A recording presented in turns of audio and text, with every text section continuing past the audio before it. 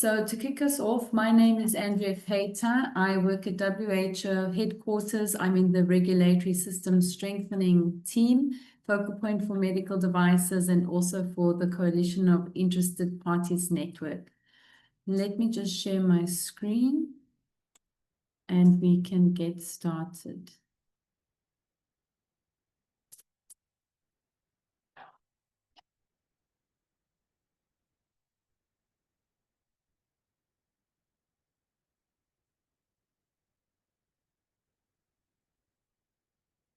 Okay, so just confirm you can see that. Yes, we can see your slides, Andrea. Thank you very much.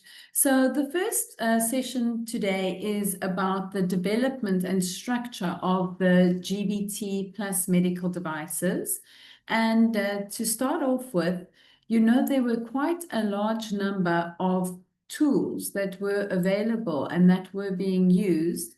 And it was, on one hand, important to unify the WHO tools, but then also to converge that with the non-WHO tools, so other tools that were being used by different parties, and ultimately to come up with the WHO Global Benchmarking Tool, or GBT. So here you can see just a brief indication of the different assessment tools that were being used to collect information from national regulatory authorities, all of them trying to understand how does the national regulatory system work, what are the moving parts, and how does it all come together, and how can we actually benchmark these national regulatory systems or assess them. So you see that there were quite a number of tools available. PAHO tool was available within WHO. There were tools on vaccines, on blood and blood products, on medicines, on PQ labs, and then outside of WHO, there was also the BEMA, IMDRF had a tool, USP had a tool, PICS, so quite a number of tools. And ultimately, what we wanted to do is combine and converge all of that information into something that could be used by everybody and unify that tool into what we see today as the WHO Global Benchmarking Tool. And also to note that initially the first GBT was for medicines and vaccines, but it has been expanded to blood and blood products, and now medical devices, including IVDs. So if you consider the process, how did we get there? How did we actually develop this GBT plus medical devices? And I can tell you it was a very intensive consultative process with regulators. So we invited national regulators to join in, regional and global networks, as well as the WHO regional offices, to have input and review what we had prepared. Also important to note that the PAHO tool was used as the model, and we wanted to ensure alignment and integration of the PAHO tool into the GBT. There were a whole bunch of meetings, several virtual meetings with many participants from many different countries, and it was important also that the 6 WHO regions were represented during this consultative process. If we then look at the time frame, so starting from 2009, how we integrated all of these elements of medical devices into GBT. We considered the WHO PQ, pre-qualification team diagnostics assessment tool. There was also the WHO medical devices assessment tool, the PAHO tool.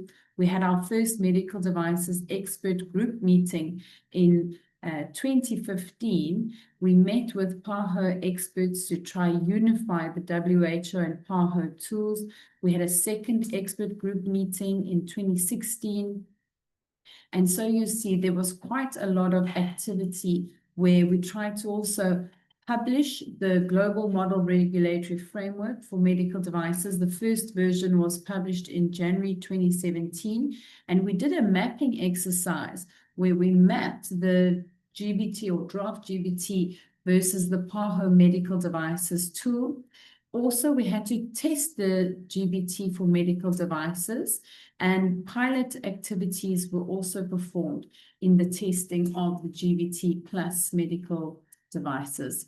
So in March 2020, we revised the matching exercise of medical device related tools in between September 2020 to February 2021. There were quite a number of working group meetings that took place virtually. And by April 2021, we had a draft GBT plus medical devices and the accompanying fact sheet. There were a few pending issues that we dealt with during 2021, and we had a technical review and editing of the GBT and the fact sheets in the latter part of the year in 2021. By April 2022, we posted the GBT plus medical device on the WHO website and carried on with piloting and refinement of the tool until we were able to, in December 2024, publish the GBT plus medical device, which is the document and tool that we see available now on the website and available for use to us. So in terms of the indicators of the GBT, because they differ to those that you may see in the medicines GBT, particularly there is no lot release function in the GBT plus medical devices, and you would also see a difference compared to GBT for medicines and vaccines, where we have a vigilance function and a market control and surveillance function. Those two functions are now combined into one, into the PS function, which is a post-market surveillance and market surveillance and control function. We had pilots in 2022 in Kenya and 2023 in Singapore, and we realized that it was important to further refine the framework, especially in terms of the terminology that was being used, the role of third parties, and of course, as I mentioned, merging the MC and vigilance functions as such. So here you can see the links for the GBT plus medicines and vaccines, GBT for blood and blood products, and the GBT medical devices. The link is there and available to you. So in summary, and we know that this is really a guiding principle when we consider the WHO global benchmarking tool, is that the GBT plus medical devices is a very important tool that can be used to document best practices or strengths of a national regulatory system, as well as identify any areas for improvement.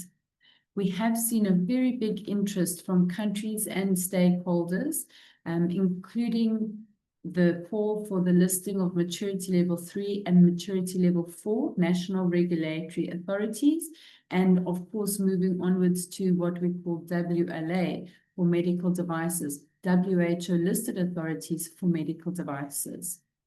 Importantly, the global model regulatory framework is a very useful tool.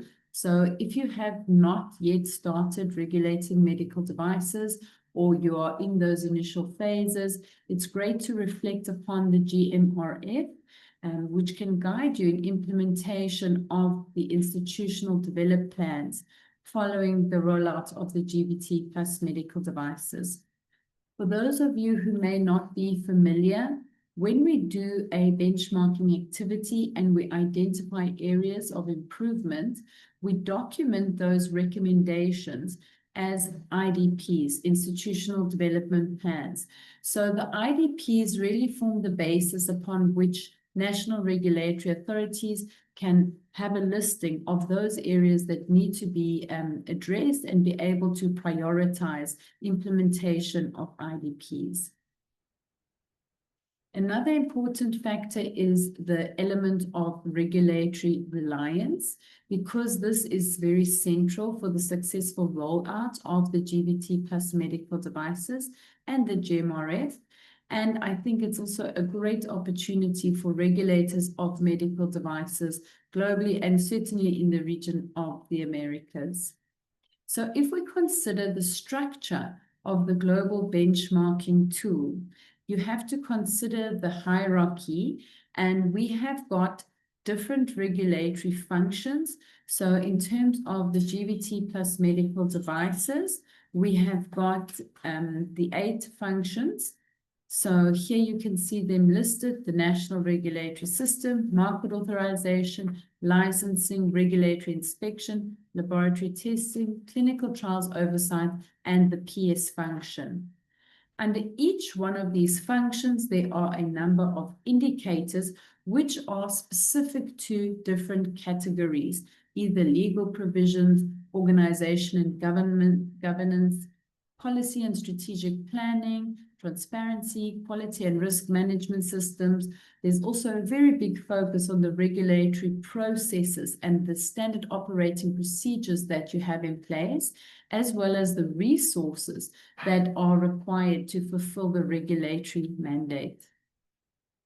Under each of these indicators, you have sub-indicators, and we have clinic sessions planned today. We will spend a little bit more time just guiding you through the use of the computerized global benchmarking tool and helping you to understand how this hierarchy all fits together, but also importantly, looking at some of the sub-indicators and the type of requirements that we see within the fact sheets, but also understanding the scoring system that can be applied and the maturity level that is assigned to each of the different sub-indicators.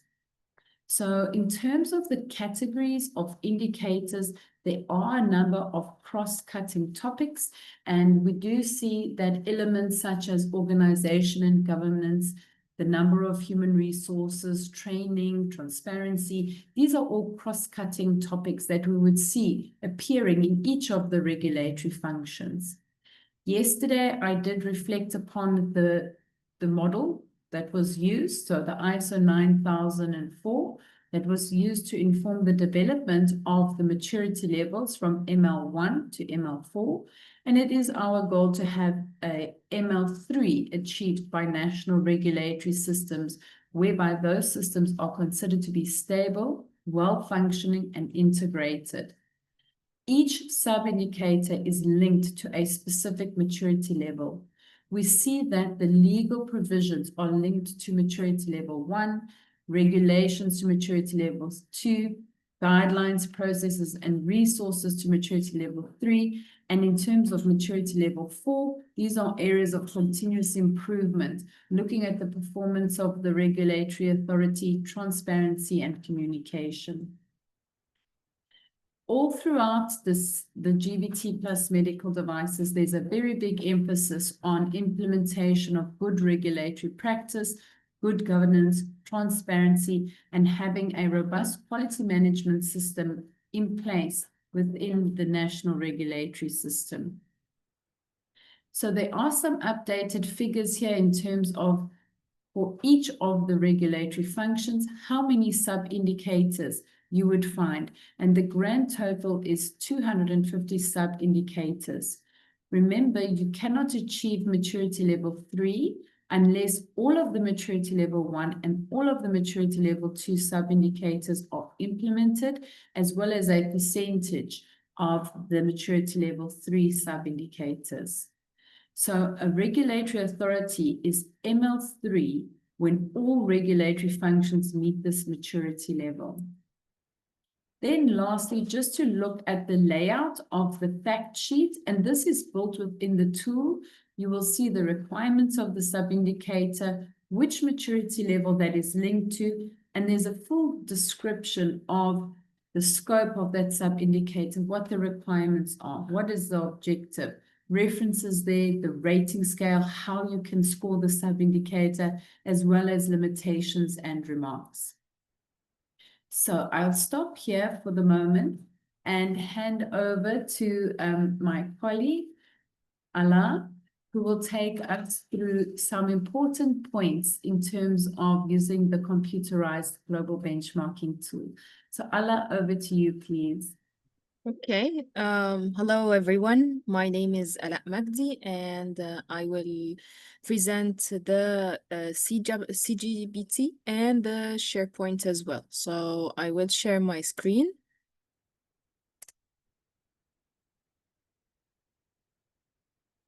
If you can confirm you can see my screen in full screen.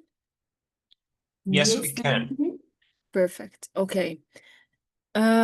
So by now you're all granted access to our SharePoint. So this is our main SharePoint where you have the links to the software and the training. So this is the main page. You have also the link in the presentation, which is on the SharePoint. Then if you go to the cGBT page, you have the links to the online training in 4 languages. And also you will need to download the cGBT. So this is based on your operating system, whether you're using Windows or Mac.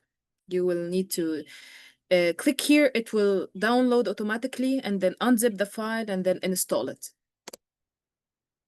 Then after finishing your training, you will get this certificate, which is valid for 2 years. So I know that some of you already have the training. So if not, you also have the links here in addition to you can get it as well from the main SharePoint. And here you have it in Spanish and English, the links. And then you also, by now, you should have received another link, which is the SharePoint link for this webinar or this event. You have it here as well. And this link has the important resources, as well as the link to the data file and instructions document that will take you through installing the cGBT. What we have in the instructions document, basically, it's the link to the data file, also the links to the cGBT itself, the software, and as I mentioned, it's based on your operating system. For this webinar, we will be using a dummy data file. So I will take you on a trip to Netherlands, which is the country that we'll be working on. So about the cGBT. The cGBT composed of 2 things. The first one is the data file, which is the data of the country. And for us, for this time, we will be using Netherlands. So you will find it on the SharePoint, which I will show you again as well, the Netherlands data file. And usually the data file is the smaller in size, and it ends with .gbt. This is the extension. While the software is the one ends with .exe, and it's the one that's bigger in size, over 100 megabyte, in which you will need to import the data file into. So what you need basically is the country data, or for now it's Netherlands, and the software, and then you're ready to go. Okay. Also, you can create a copy of your country data if you want to merge your data, transfer it to another device, send it to a colleague to work on. And this also option is available. Then quickly we will go through the SharePoint and the cGBT. So as I mentioned, this one you have access to it, and you should have received the link. These are the important links, and this part is for Netherlands. So let's expand it.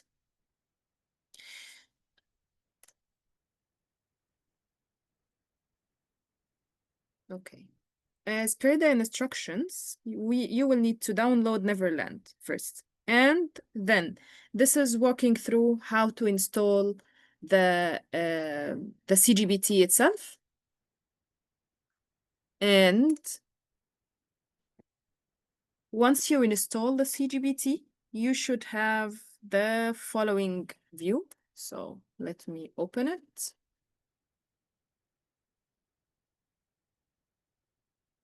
So you will have this view. It's basically the empty cGBT. So what we need to do now is to import the data or the country data, Neverland data for now, which you should have already downloaded. Since it's there on the SharePoint. And now I downloaded it before the meeting, so I'll find it in my downloads. So what I need to do is to go to the menu, data source, import, and then since this is an empty, it's asking whether I want to keep this data file or not. Since this is an empty, I don't want to keep it, so I'd click no. And then I will go to my downloads, and then I will just click on Neverland, the one that I downloaded, and click open. Now the tool will close, and I'll have to reopen it again. So now you see, now the country is Neverland. Now the functions are different. Now I have the PS function that Andrea was talking about. And we're ready to start. How to first, fill the first function, for example. Now you see them all in gray. So what I'll need to do is to activate the function. So I need to click on it. Now the function is added, and now it's in blue. I go there. Since it's completely empty, you see 0%, maturity level 1, everything is not available. So the next step I would need to do is to fill the first indicator. So the first sub-indicator, which is the building block of the indicator. So these are the indicators, RSO1, sub-indicators, RSO 01.01.02, and so on. So I need to click here. And then I'll start to fill the NRA input. Also, I have the description here, the objective. This is basically what you have in the fact sheets that also Andrea was mentioning, okay? Also, to guide you how to, what to upload, for example, on the SharePoint, you have the evidence to review, yes, the evidences, also you have the rating scale, how to rate this sub-indicator. And then here is also how to add the IDP. So you see here, since it's not available, if it's not fully implemented, then I need to add at least one IDP. So you see, if it's partially, for example, I need to click add and then fill all the mandatory fields, which have this red dot. Then, since it's not filled, it's giving me the option either to return to fill it or to permanently delete it. So I will choose delete it since it's already empty. Also here is how to add the review document. You just click add, bring the link of the document, the description, and close it. And it's saved. So this is just a quick overview of the cGBT. Andrea, feel free to tell me if I missed anything. And thank you so much. Great. Thank you so much, Ala, for this great overview of the computerized global benchmarking tool and SharePoint, and importantly, how you can follow the steps to import the data file into the tool.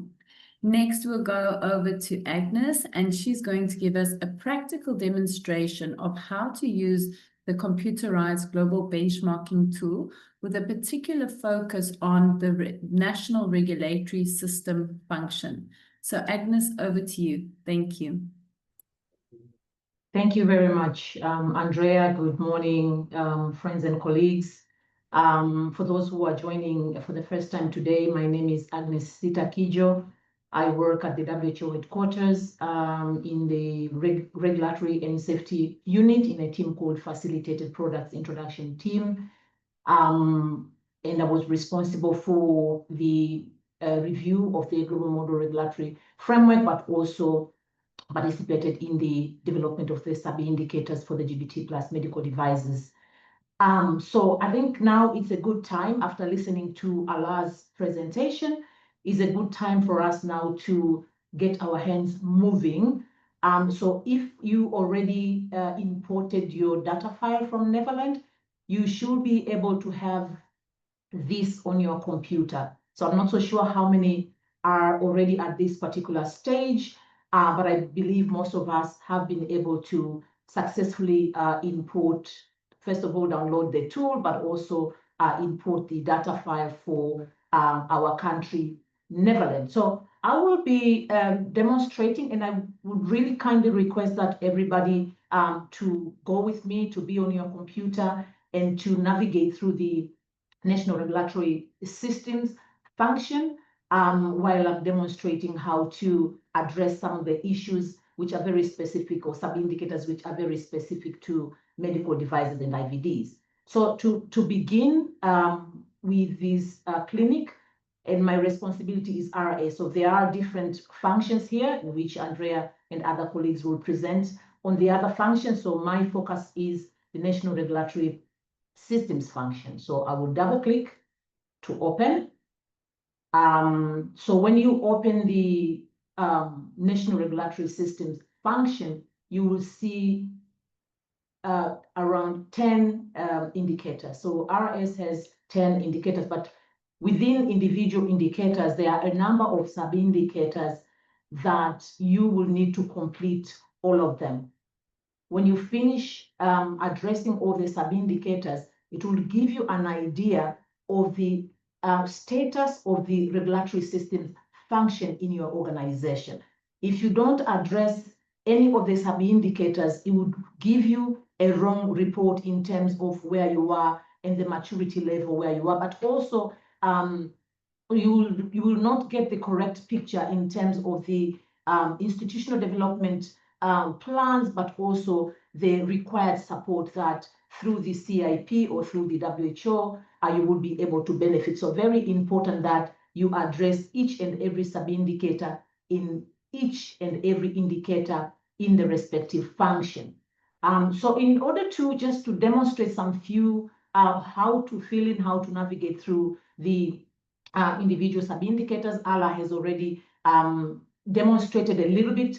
We will start with RS01. When Andrea was presenting, she indicated in one of the slides the number of sub-indicators in each of the functions. So for RS, we have a total of 68 sub-indicators. So we expect the National Regulatory Authority to address all the 68 sub-indicators. 8 sub-indicators are maturity level 1, which is more on legal provision. And we have 10 sub-indicators, which are maturity level 2. It requires also addressing the issue around regulations. And then we have 27, which are maturity level 3, which requires input for with regards to guidelines, processes, and also resources. So I will, in order to now access the sub-indicators for indicator RS01, I will have to click on this little arrow here on the left side. Once you click this arrow, it will point down, and you will be able to see the related sub-indicators under the first indicator RS01. You will need also to get use of the terms that are used within the team. So we have the indicator, which is the mother, and then the sub-indicators, which are the children of RS01. So we have 15 sub-indicators. I want to just demonstrate some few sub-indicators under RS01, which talks about legal provisions and also regulations. So in order to now provide your input in the sub-indicator RS0101, which is going to be our first sub-indicator to address, you have to double click. So when you double click, it will take you to this window. And this particular window, the sub-indicator requires that the NRI demonstrate whether there is legal provision and regulation. And I think it is very important you read very carefully the requirement of that sub-indicator so that you can really address what is required. But the good news is, and this has also been mentioned by both Andrea and Allah, that we have the fact sheet template, we have help. So when you go down after you have read the title of your sub-indicator, you can actually go down in this nice menu here where you will see the scope. So scope, medical devices and IVDs is also within the scope. So you have to address this because you are the regulator for medical devices and IVDs. So if it was also medicines, they would check if this the product is within the scope of that sub-indicator. And then in order to understand what does this sub-indicator really wants, so you go again to description. So if you click description, you will see a nice description here that clarifies further really the description of that sub-indicator for you to really get an idea of what is required out of that sub-indicator. So for example, this one says the assessor should identify within the existing legislation and regulation the scope of regulatory activities and provisions for the products that should be regulated, and the rest also of the explanation here. But we also have the objective. When you click to objective, it also expands further in terms of telling you what is the objective of that sub-indicator. What is it that is required from you by this sub-indicator? And when you go to requirement, what is required is for you to demonstrate whether your legal provisions and regulation has defined the scope of regulated medical products. So this provides, again, further clarity in terms of what is it that you need to address in the NRI input. And then evidence to review. So this is what the assessor would be looking out for. The assessor would be looking out for a promulgated legal provision or legal provisions and regulated for the medical products that should be regulated. So we expect the NRA to provide their input here in terms of existence of a legal provision, regulations for the medical product that they are regulating. And then there is also references. We've provided here critical references that can really help you as resource to address this particular sub-indicator. So there are very important links here that you can open and read just to understand further what is required. And then also the framework. So we want to see the structure and foundation input, which is actually the legal provision and regulation. We've also indicated here rating scale, what it means by not implemented, what it means by ongoing implementation, partially implemented, and also implemented. And then limitations. So there are very specific sub-indicators where you can score not applicable, and some of them is mandatory that you address them. But we'll see one of the examples as we go through the other sub-indicators. So I'm just going to demonstrate this one. If I was a national regulatory authority and I've already looked at the scope, it's within the scope. I've already looked at the description, objective, but also I looked at the evidence that's required for this particular sub-indicator. I've just provided here just some example to just demonstrate how you could address this particular sub-indicator on the side of the National Regulatory Authority, not on the side of an assessor. So we are usually the assessors, and then there is a way that we provide also our input. But from the NRA's side of things, I've just provided here an example to say the NRA would respond to this particular sub-indicator to mention, for example, the name of the National Regulatory Authority and speak about whether they are mandated to regulate medical devices and IVDs. And when you're mentioning this mandate, you have to really cite the actual legal provision. So if it is main act or if it's the proclamation, you have to write down the title of that act or proclamation that gives you mandate to regulate medical devices and IVDs. It is important also to write the number of that act or number of that legislation, and also provide the specific section where it defines your mandate to regulate medical devices and IVDs. You also have to indicate the year which that act or legislation has been published for you to regulate medical devices and IVDs. And then you can also mention the associate legal binding document. Remember, the sub-indicators requires both. It requires you to mention the legal provision, but also associated regulations. So if you have associated regulations, which are also legally binding, you have to also provide the title of the regulation. I understand different countries would name them differently. Some of them will call regulations, some of them will call decree, some will call them statutes, etc.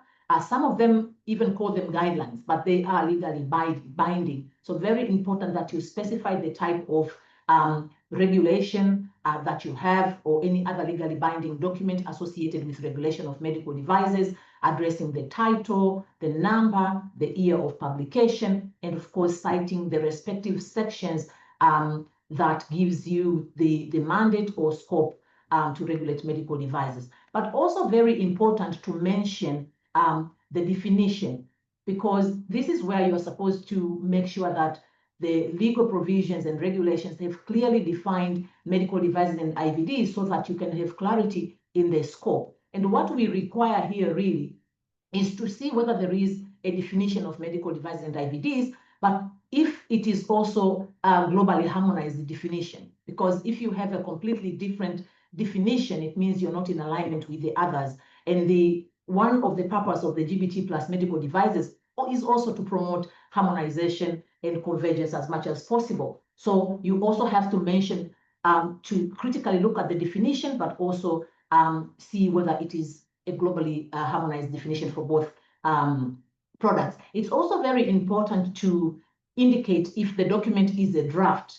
You know, if there is an ongoing review, for example, of your document, it is important to indicate this because it will give you advantage in the scoring. So if, for example, you have all these documents, you have stated your documents, your legislation, you have stated your regulations, the definition is in alignment with globally harmonized definition for medical devices and IVDs, then you would go up here on the scoring and then change your scoring to implemented.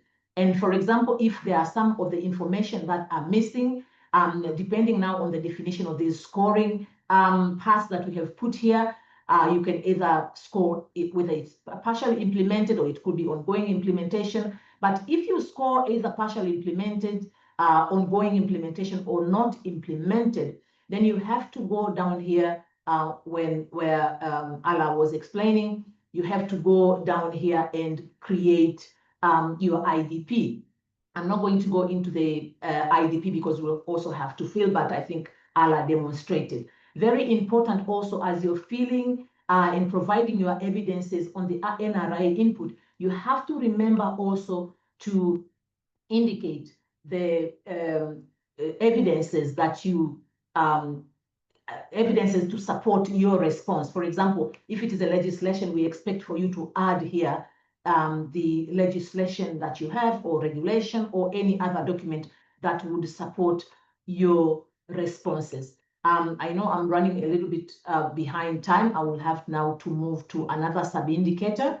I wanted also to demonstrate the other sub-indicator, RSO1 or 5. So this is also a very specific sub-indicator for medical devices and IVD. So if you look at the scope here, you would see now the scope has changed to medical devices, including in vitro diagnostics. So this is not applicable to medicines, it is not applicable to vaccines or any other blood and blood products. This is a very specific sub-indicator for third parties, including also appointment of conformity assessment bodies. So what the sub-indicator really requires here is to indicate if there is an appointment of conformity assessment bodies. I understand, for example, based on my recent interaction with some of the regulators, most of the time they will score this not applicable because if you look at the limitation and remarks, it says it should be noted that the terminology of recognition may vary from country to country and may also be called designation, notification, registration, accreditation, or determination.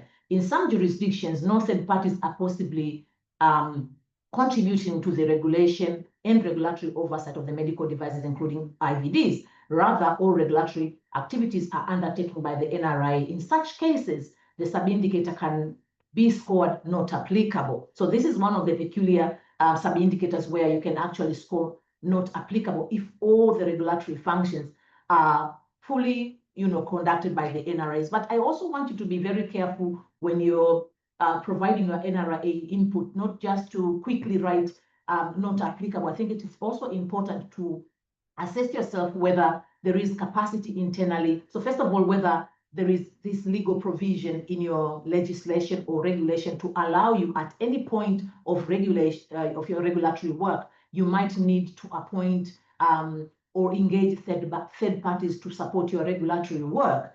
And so don't just jump to say not applicable.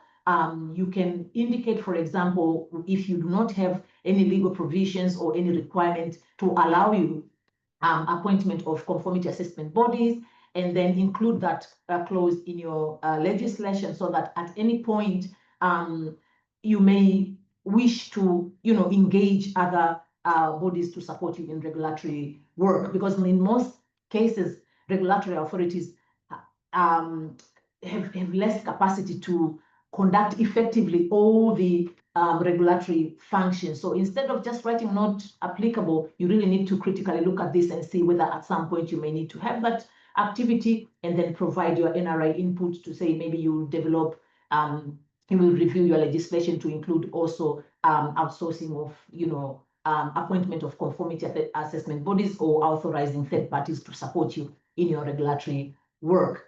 I'll also jump quickly to speak about RS 0113. So this is also one of the very specific sub-indicator for medical devices and IVDs. And so if you look again on the scope, it says medical devices including in vitro diagnostics.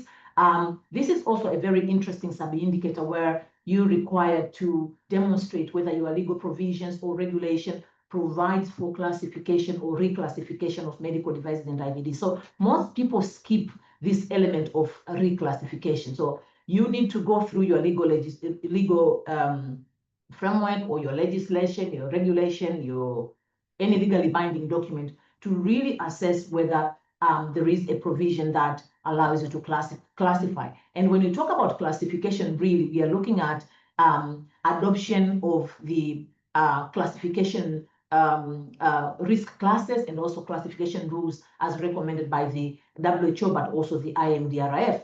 But also the element of reclassification, you need to have somewhere in your legal provision reclassification, so that at any point when you see feasible in your country or you see there is a need to reclassify a specific type of medical devices, then you need to have that provision in your legal framework. But also I want you to note something. If you look at RS 0113, it says legal provision and all. So this does not require, both documents to have this provision. So you can have this provision either in the legal, in the main act, or in the proclamation, or you can have this requirement in the regulation. So either of the two documents, it will be accepted as implemented. And this is why I'm re-emphasizing, very important that you clearly read the requirement, read and understand the sub-indicator and of course the requirement, so that you can correctly address the need of that sub-indicators. I would also move, I know I'm running a little bit behind time, but there is also other very specific sub-indicators for medical devices. For example, this is a very controversial sub-indicator, and I know when we were discussing these sub-indicators, there was consensus between the working group members that we should retain this. And this is to do with reprocessing of single-use medical devices. So most people also would say, this is not applicable in our country, we will not allow any reprocessing. But we understand that in most of the countries, this is a practice that is happening underground. So nobody wants to talk about it, but we know it's happening. So very important also to really assess yourself critically to say, okay, do we need to have this in our policy in case of dire and when it is really required to have this approved, what will be the approach? And then we go back to the global model regulatory framework, where we have provided recommendations and criteria in a situation where you may need to allow reprocessing of single-use medical devices. I'm going to go on another indicator quickly because I'm already beyond the time that was allocated for this demonstration. So one of the important indicator that I wanted to talk about is the on quality management systems. So this is very important, and I have shared with Alfonso two key links that would give you access to the two important documents that have been developed by WHO to guide the national regulatory authorities on how to implement quality management system, including also risk management principles for national regulatory authorities. So, and I'm not really going to go through each of these, but just to emphasize that it is very important that national regulatory authorities addresses or have a robust quality management system. And I think this was also mentioned by Andrea. And the idea really is to improve the efficiency and effectiveness of the NRA when executing their functions as national regulatory authorities. So we are talking about, for example, commitment by the top management. There is a specific sub-indicator that requires commitment from the top management in terms of providing resources, but also monitoring implementation of quality management system. Again, when you go to the evidence to review, this is very important. Sometimes when I'm doing my assessment, I would copy this. Let me just demo. I will copy this and paste on my assessor's input so that I don't really forget any of the evidence that I'm supposed to review. You can also do the same. You can copy this one and also copycat and then put on your NRI input so that you can address very comprehensively each of these evidences that you're supposed to demonstrate if you're really fulfilling the requirements of the sub-indicator 1 for QMS. Again, under QMS, you also have to demonstrate if, for example, you have recruited competent staff to oversee quality management system. And of course, this also is to do with the commitment by the top management and also quality policy. Do you have a quality policy in place? Are the objectives very clear? Are they communicated also to all staff? So under quality management system, we have about 14 sub-indicators. So this is the second, actually this is the biggest, if not the second, indicator under RS functions. So as I mentioned previously, and I'm just going to wind up now, when you are responding to any of the indicators or the sub-indicators, you have to allow yourself time to understand what is required of the sub-indicator, but make sure that you read and understand what is the requirement of that sub-indicator, but provide also very clear input in terms of clarifying exactly what is happening in your organization. That would really help the assessor also to have an idea of the implementation in your organization, but also a clarity in terms of scoring of the sub-indicator. The tool is very flexible, and so during assessment, the assessor and the NRA focal points are able to discuss together and agree on a specific scoring of that function or that specific sub-indicator. So I will stop here and hand it over back to Andrea. And apologies, I've really run out a little bit out of time. Over to you, Andrea. Thank you so much, Agnes. And I think very insightful and useful information and some key pointers that come across in the national regulatory system, the RS function, that you need to be very much aware of. I've also shared my screen now, and I like to guide you through some key areas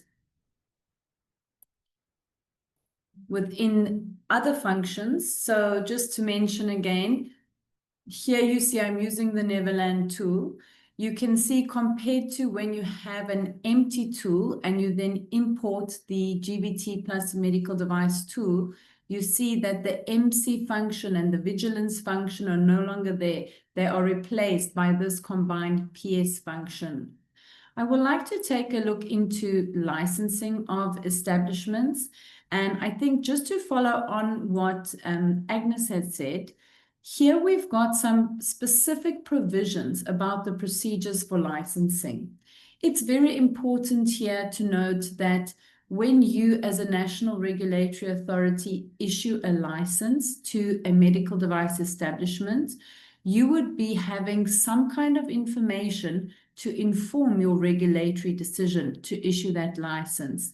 And in most cases, This is the request for the certificate ISO 13485. ISO 13485 certificate. So you would expect that a medical device establishment has been certified against ISO 13485 before you issue the license for the medical device establishment. We speak about reliance in many cases, and you can rely on market authorizations. You can rely on inspection reports. You can recognize the work of conformity assessment bodies. But when it comes to licensing, any national regulatory authority cannot rely on anybody. You have the mandate to issue the license for the medical device establishments in your country, and it's important that you have this ISO 13485 certificate available by the medical device establishment to inform your regulatory decision to license. That being said, and based on what Agnes had highlighted to us, if you are recognizing the work of conformity assessment bodies, you have to have that legal provision that gives you the authority to do so. And in many cases, countries have not yet put that legal provision in place. So under the licensing establishment, we also see the need for a roadmap where you are able to identify milestones in the process and timelines. This would be one, to have that legal provision to recognize the work of conformity assessment bodies. Number two, to let the industry or the applicants know that this will be a requirement. You may also allow them some time to actually become ISO 13485 certified, which is a timely process and often quite requires some financial input for them to achieve that. So you may say that there are transitional arrangements in place, that you would issue licenses, and that you would then require perhaps at the time of renewal of the license, that they then provide you with their ISO 13485 certification. Quite an important area under licensing. The other one that I want to draw your attention to is this, where it says that the same criteria used for licensing of domestic, public, and private establishments is the same. It means that if there are medical device establishments owned by the government or publicly owned, they would also be subjected to the same requirements and compliance that you apply to private establishments. So it's quite critical that you ensure that the same criteria is applied. That I needed to bring to your attention. Also, just in terms of use of the tool, it's quite a nice functionality here. You can select collapse all, and then you can see all the indicators of the function. And if you click expand all, you can now start to see the sub-indicators available under each indicator. Here, it's also important to note, you can see the maturity level that is assigned to each specific sub-indicator. Usually, those provisions, those sub-indicators that relate to legal provisions are maturity level 1. It's very important that you, as a national regulatory authority, are able to demonstrate that you have the legal provisions for each of these maturity level 1 sub-indicators, because if you are a national regulatory authority without those specific legal provisions in place, you will not have a mandate, you will not have a legal framework to allow you to enforce the regulatory requirements. So that is really critical. It's also important to note the hierarchy when it comes to the GBT. When we see, for example, here, evidence to review, it is requesting a published legal provision. It means that it will not suffice to have this provision in a guidance document, which is the outward-facing document to the applicants. It has to be something that's legally binding. There must be a legal provision. In the converse here, you can also say, look at this one, LIO 104. Here, the requirement for the procedure to apply for a license, this should not sit in a legal provision. This information should be available in a guideline. So in terms of the hierarchy, you will always have your principal act, which puts forward the legal provision. The regulation provides more information on that provision in the principal act. And then guidelines provide all the technical information. And guidelines are the outward-facing documents, the documents which applicants need to read to understand what is the requirement, how will the National Regulatory Authority require me to make application, what format should be used for application. And then when we look at those sub-indicators, usually under the 04 indicator, for example, here, this is related to procedures. Here, we would expect that you have SOPs, standard operating procedures, inward-facing documents. These are the steps that the personnel working at the National Regulatory Authority would use, for example, to process an application for a license. So critically important to understand that hierarchy. And when you are doing a self-benchmarking, as Agnes also demonstrated and Ala too, under NRA input, you would provide a description about how you go about assessing applications for licenses. And the type of evidence that you need to upload in this case would be an SOP, a checklist, a procedure. Whereas when we have a look at the 01 sub-indicators, here the type of evidence that you would upload is a copy of your principal act, a copy of your regulations. And when we look specifically at that sub-indicator about guidelines, here we would expect you to upload a copy of your guideline that you've published. So quite important to notice that. I think also just to reflect upon the SharePoint. When you start a self-benchmarking exercise, we would provide you with a SharePoint.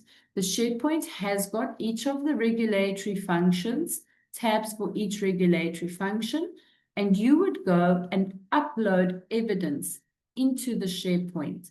So here we're still on the Neverland country, but you can see, for example, a law is uploaded, a regulation, an SOP, and further evidence of implementation. I think it's also important to note that, for example, if we're talking about a procedure, you may have an SOP that describes the procedure, but we would also expect to see evidence of implementation of that particular SOP. So that becomes important to note when you are listing this type of information when you do your self-benchmarking. Also, for example, you will be required to link the documents that you've uploaded onto the SharePoint. You're expected to link that to the data file. So, for example, if I have a law here, oh, excuse me, let me just go back. Let's say this is my principal act or the law. I copy this URL. I go to the tool. Here, it asks me to provide evidence of my legal provision. You will scroll down to review documents, click add, put in that URL. I will say, this is my law. You'll put the title of the principal act, like that. And you will also mention, so for example, if your principal act is only available in Spanish or Portuguese, you will click the box to say it may need translation into English, for example. And then it's done. So when we have a formal benchmarking, the assessment team will do a desk review. They will have a look at the NRA input that you've provided, and they will cross-check that with what you've uploaded on SharePoint. So if I click this, it will open automatically onto that document which I uploaded, which was my law or principal act. So that is quite an important element when it comes to the LI function, having that roadmap in place. If we have a look at the RI function, for example, and again, you can use this functionality, collapse all, now you can see all the indicators. Expand all, now you can see the sub-indicators that fall under these indicators. Here, it's also important to note, particularly for the RI function, is that there should be legal provisions authorizing the inspectorate or auditing section to inspect and enforce good practices / quality management system. This element of the QMS is referring to the ISO 13485 certification that is needed and for a medical device establishment. And as Agnes mentioned, you may choose to be the authority that's accredited to perform ISO 13485 inspections, or you can have the legal provisions in place to recognize conformity assessment bodies in your country, which would then be responsible for doing inspections against ISO 13485 and certifying medical device establishments against ISO 13485. I want to also jump to the CT function, clinical trials. Here, there's also a very important provision which relates to the ethics committees. And just to go back, I just want to check what number that one is. That is under CT, that you have got independent ethics committees, that their roles are defined at all levels, national, sub-level, or institutional, and that there are also procedures for the independent ethics committee responsibility for clearance and follow-up until completion of the CT. So often when we start to engage regarding self-benchmarking with the computerized global benchmarking tool, we do see that there are some elements where they are not independent ethics committee when it comes to clinical trial oversight. So that is also just an important one, a heads up to make sure that that is in place in your country as you start working on regulation of medical devices. Again, here you can see, similarly to the licensing function, there is a very clear policy or requirement that says the same policies are used for the evaluation of clinical trial applications, whether the applicant is domestic or foreign or part of the public sector or private sector. So the GBT is requiring you to ensure that whether any facility is a public owned or private owned, whether it be for clinical trials function or regulatory inspection or licensing, that the same criteria is applied irrespective of whether it's publicly owned or privately owned. So back just to the licensing function. And as I said, there's quite a focus on this because you, as the National Regulatory Authority, you are the only body that can issue licenses for medical device establishments in your country. Within the tool, it's also important to see, you can see the dashboard of the maturity level. You can also, when you consider each sub-indicator, you would provide your NRA input, you would upload the necessary evidence, and then you would look at the rating scale. The rating scale will inform you and guide you how best to score the particular sub-indicator.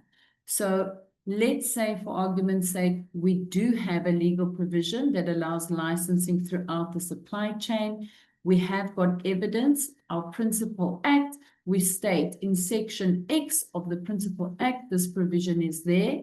And when we have a look at the rating scale, we can see, yes, the NRA has legal provisions in place with these particular requirements, and you can then go ahead and change the score based on the rating scale.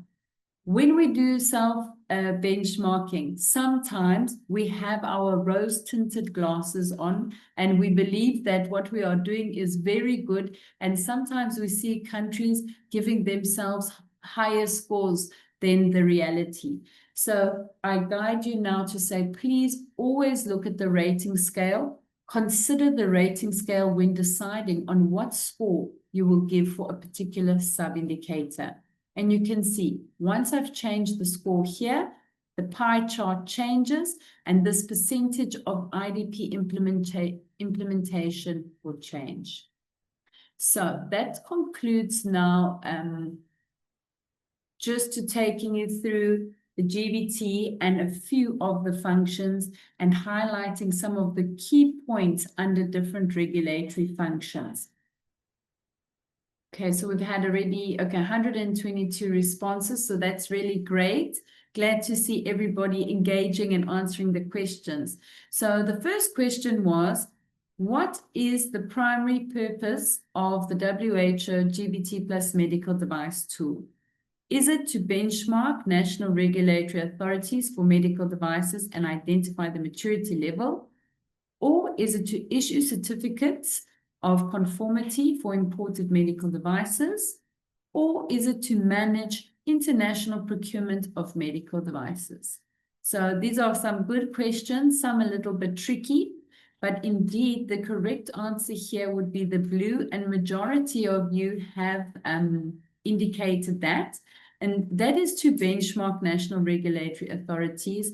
Using the benchmarking tool, we are able to assess the national regulatory system. We can determine what the strengths are of those systems and also determine where there may be any gaps in that system. When we do see gaps, and I think that's important one to note, if you are doing your self-benchmarking, you're using the GBT, you are filling in the NRA input for all of the sub-indicators, and now you are scoring those sub-indicators.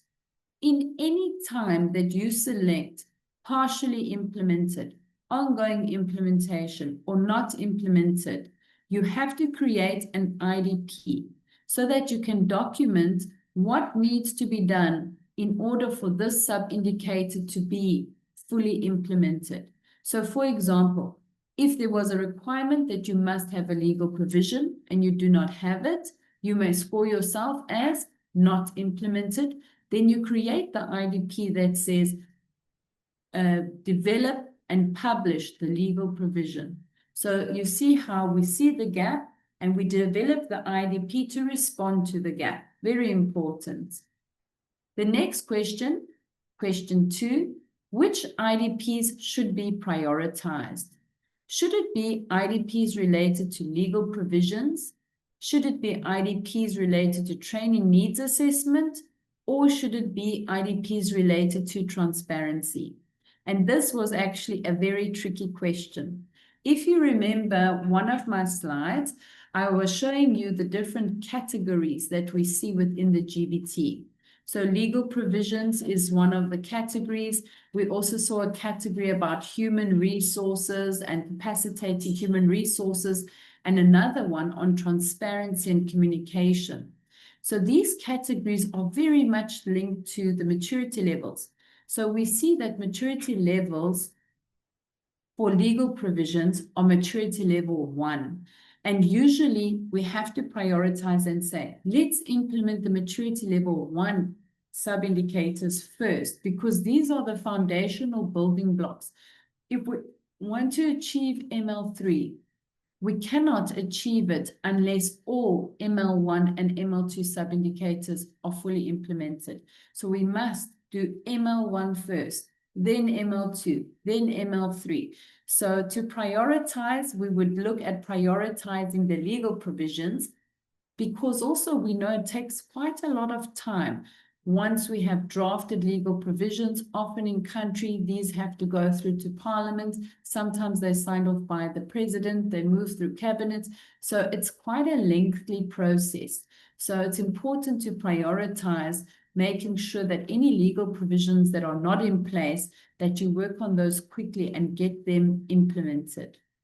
And then the last question, and here I see I've tricked many of you because the scores are very even, 30%, around 30% for all of them. So the question was, which two regulatory functions were merged into one when we look at the GBT plus medical devices? And we've mentioned that before. When we look at GBT plus medicines, there were two functions, vigilance and MC. Those two functions were merged into one to become the PS function that we see in the GBT plus medical device. So this was definitely a trick question, and I'm glad to see that you've all got your thinking caps on, but also important to note, as Allah had showed us, when you have the computerized GBT loaded onto your computer for the first time, you will see the MC function, the vigilance function there. It is only when you import a data file for GBT plus medical device that then when you open up the tool, you would see that there's no longer vigilance and MC function. There's one function which is called the PS function. So I hope you all enjoyed. We did have a really great big number of responses. So thanks to all of you for joining in and participating. We have reached the end of the program for today, but we do have some time for questions and answers. I don't know, maybe Alfonso, you will guide us what the best way might be to manage that. It may be tricky. Maybe we can see just in the chat if there are any, kind of trending questions coming up, and then Agnes and I can respond to those just verbally as we finish off for the day. Thank you. Thank you, Andrea. And thank you, Agnes and Allah, for your presentations, very insightful presentation that you shared with us today. They were very informative, and I'm pleased to announce to everybody that we reached almost 400 participants together with the panelists and attendees, which is a great number, and it was reflected on this activity. Almost over 50% of the participants are engaged in this QR activity. Well, I will suggest, and I'm going to switch to Spanish. It would be better to communicate since the audience is major in Spanish speaking. I would like to suggest that if you have specific doubts, please use the Q&A, the Q&A button, so we can use these 10 minutes for answering those questions. One of the questions was shared by Andrea recently, and it has to do with having the simultaneous application for both assessing medical devices and medicines.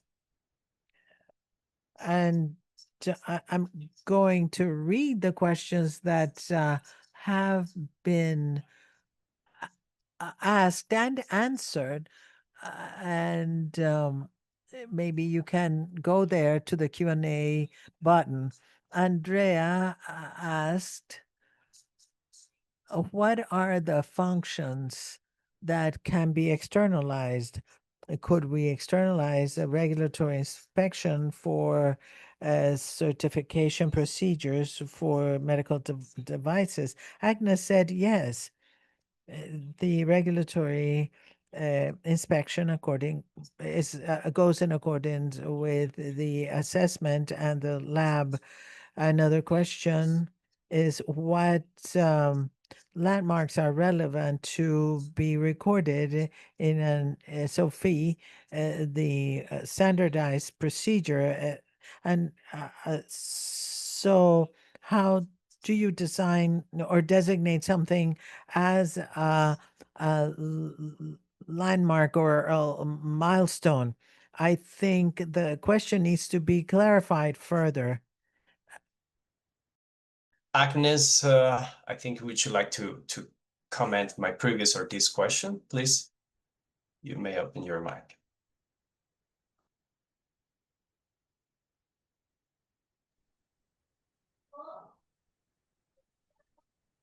Yes, Agnes, the floor is yours.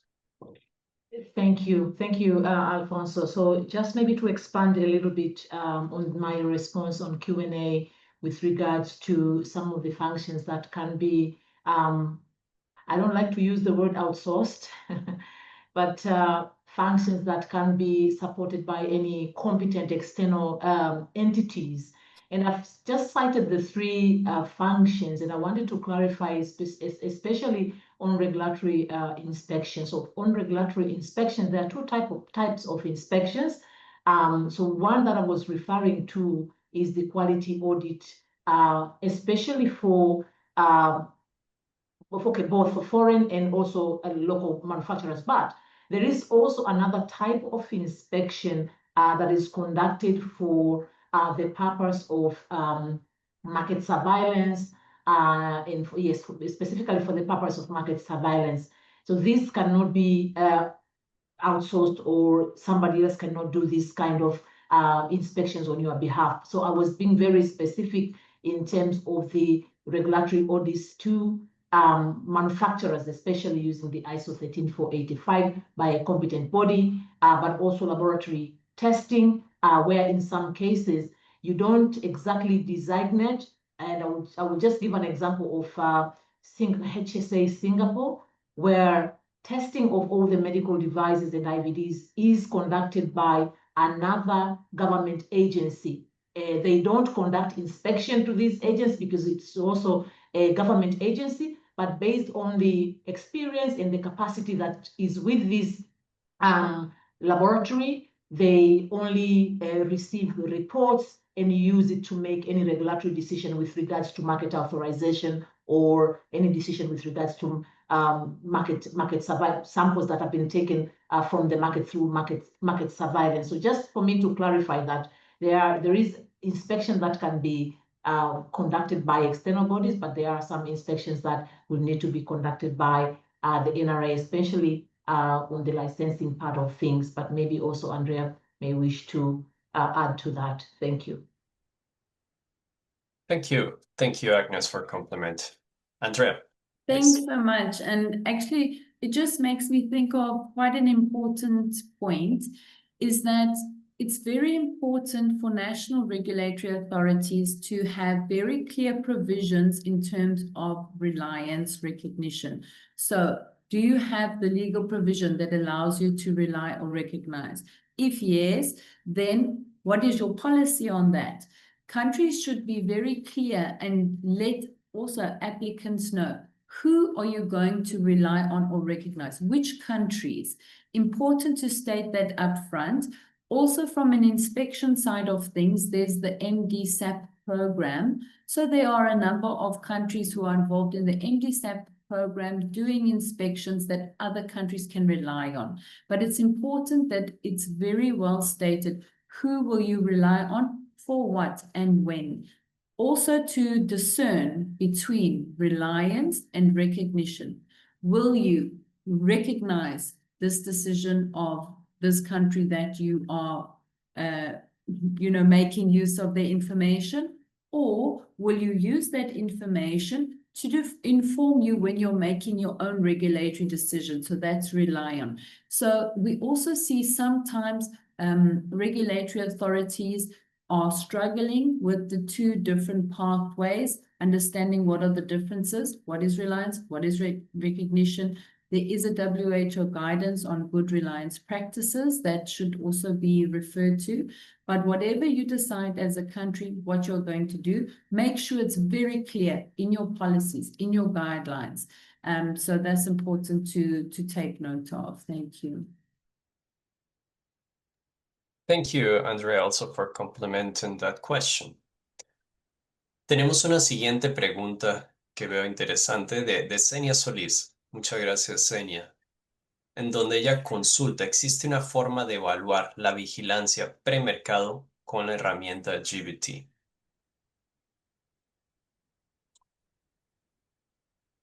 I'm just waiting for you to receive the translation. If not, I can help you with it.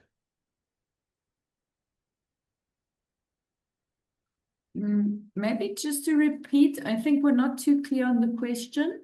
Okay, is there a way to assess vigilance pre-market with the GBT?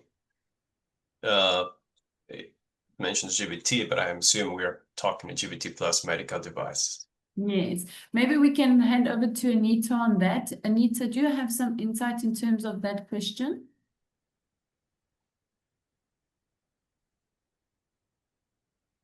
Sorry, could you just repeat the question one more time? One of our attendees, Anita, is asking if there is a way to use the GBT plus medical devices to assess the pre-market vigilance. Oh, okay. Yeah, sorry about that. Yes, there is. There's an entire regulatory function which is called PS, which stands for Post-Market Surveillance and Market Surveillance. And I'll be presenting on that on Wednesday. And that talks very much about the obligations of the manufacturer around post-market surveillance. So of which vigilance is a small part of the overall post-market surveillance cycle. So yes, there is, it's the PS function in this medical Thank you. device. Just to clarify, we don't have a session on Wednesday, so Oh, sorry, Thursday. Thursday, yeah. Yeah. Maybe also just to complement that, when we had a look at even the development of the GBT, we see that we really consider the entire product life cycle. So within different regulatory functions, and certainly, you know, within the PS function, we see that there would be requirements within the GBT that is requiring the NRA to take certain actions in terms of pre-market activities for medical devices. I think also just to note, the GBT is an assessment of a national regulatory authority's system, right? The regulatory system assessment. So it's not a tool that could facilitate the NRA to perform any regulatory function, but rather to really assess how the regulatory system is put together. So the outputs from the tool would not inform, for example, a pre-market surveillance activity, but rather it's looking at what does the regulator do to have a regulatory mandate over surveillance activity at a pre-market stage. Maybe just to provide some insight. Agnes, please. Yeah, thank you very much, Andrea. Just maybe to just further complement your response. If you look at the specific sub-indicator in the tool, we have provided very comprehensive references. So my suggestion would be to also go through each of these references for your respective functions. I think you will find a lot of good information that you can use to really update or to strengthen further any of the functions in your national regulatory authority. So it's also a reference point for some of the good references that we have put as part of the tool. Over. Thank you. Thank you, the three of you, for your response and compliment.